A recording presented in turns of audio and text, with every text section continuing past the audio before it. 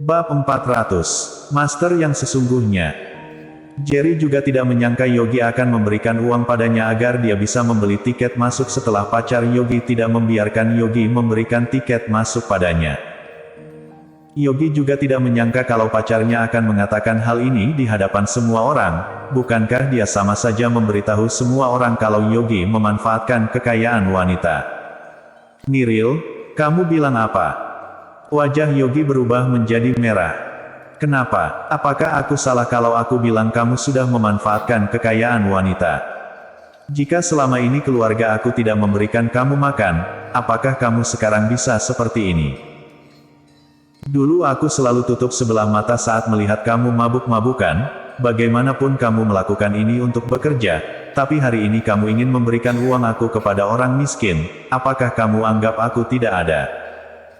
Niril merasa sangat marah, sepertinya dia tidak takut dengan Yogi sama sekali, dia bahkan melepaskan tangan Yogi. "Yogi, kamu sangat beruntung bisa mendapatkan pacar seperti Niril. Sudahlah kalau kamu tidak menghargainya, tapi kamu bahkan menindasnya di depan mata, apakah kamu pantas melakukan ini?" Wanita yang ada di samping Niril juga ikut mengejeknya.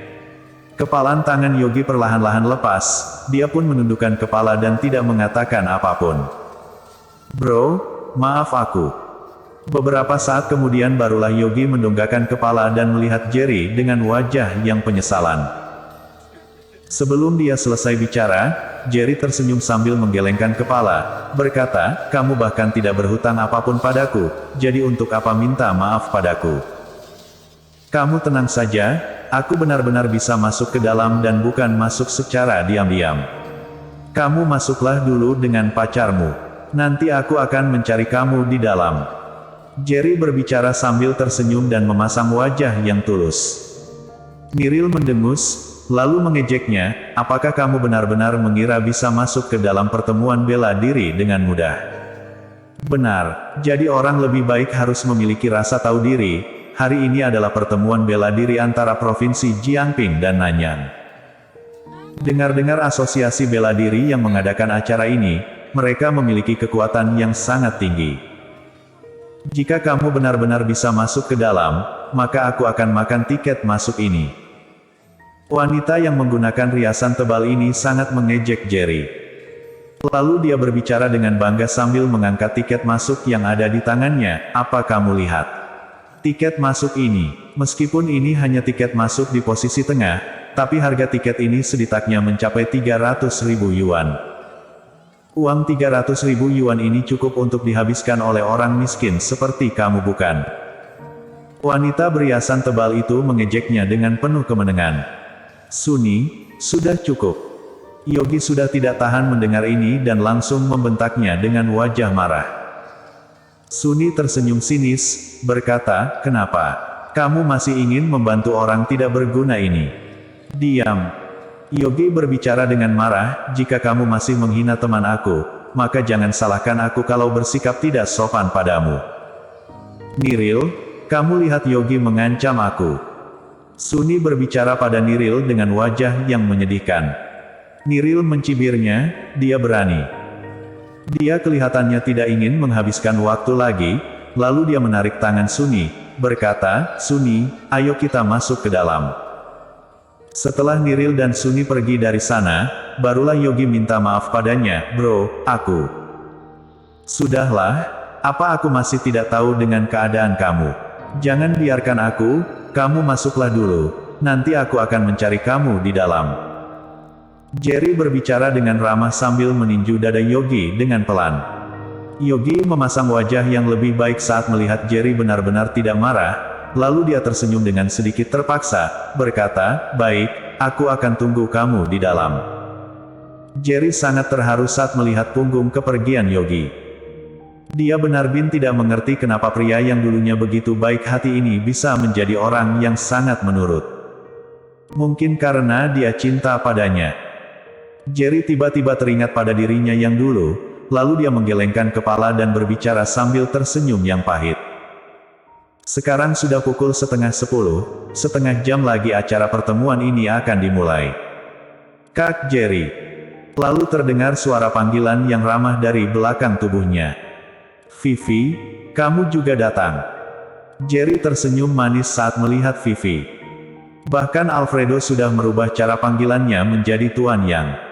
Dia sudah sering bilang pada Alfredo tidak perlu terlalu hormat, tapi Alfredo tetap tidak merubah cara panggilannya. Hanya Vivi sendiri yang masih memanggil dirinya seperti dulu. Tuan Yang, Tuan Yang. Alfredo dan Paul memanggilnya secara bersamaan, mereka datang bersama dengan beberapa pengawal bertubuh besar. Hari ini adalah hari penentuan penguasa Provinsi Jiangping dan Nanyang, jadi sebagai keluarga paling kuat di Jiangping, Alfredo tidak akan membawa sembarang orang ke sana. Selain ada gaya yang pernah ditemui oleh Jerry di belakang tubuh Alfredo, juga ada seorang pria parubaya yang mengenakan pakaian ketat hitam dan wajah yang dingin. Jerry bisa merasakan aura mengerikan dari tubuhnya.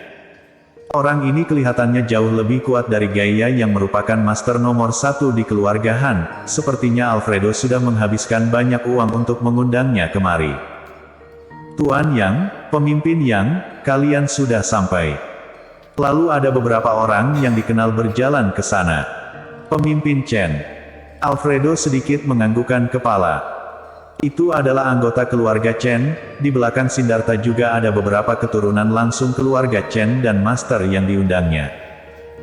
Meskipun mereka tahu jelas dengan kekuatan Jerry, tapi mereka masih mengundang beberapa master yang hebat.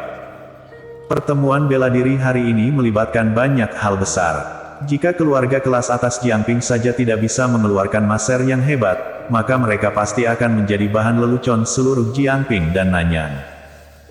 Halo Tuan Yang dan pemimpin lainnya, maaf aku datang terlambat. Kemudian Yosua dan rombongannya datang ke sana.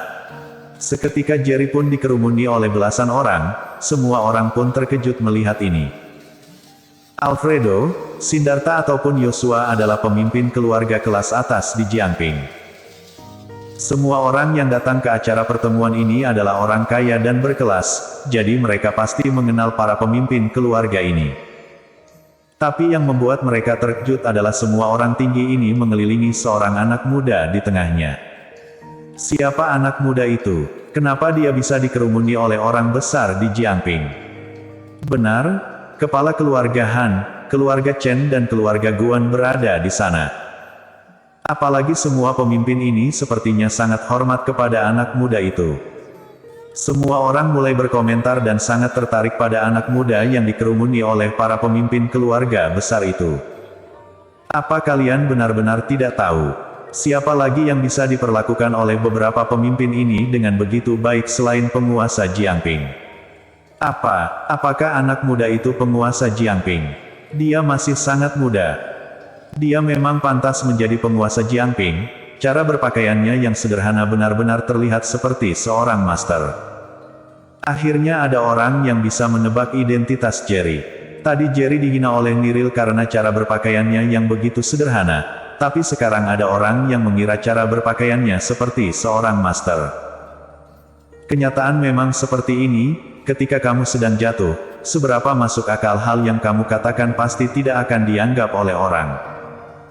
Tapi saat kamu sedang maju, bualan saja akan dianggap hal yang masuk di akal oleh orang lain.